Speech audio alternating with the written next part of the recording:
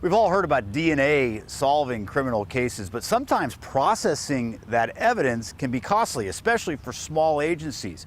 So the state is trying to cover some of those bills, and apparently it's paying off. I just want to make sure that victims know we don't ever give up on these cases. The case haunted a community. A stranger kidnapped and raped a 17-year-old off the streets of McCleary in 2003.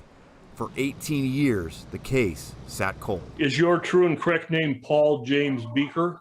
Yes. But last summer, Grays Harbor detectives made an arrest and paid a visit to the rape survivor. Told her he's in jail, he's in custody, we got him. And she grabbed my arm and she was just trembling, asking me, did he follow you here?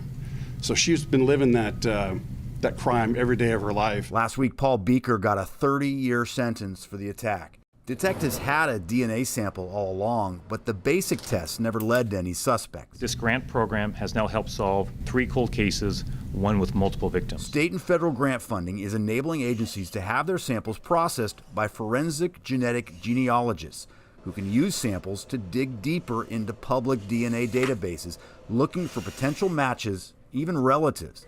The processing can cost more than $5,000, a price tag too steep for some smaller agencies. It's a gamble. If it doesn't pay out, then we lost that $5,000, $8,000, and that's critical to a budget, for a police force when we actually use the last $1,000 of our budget. So we probably wouldn't have done it.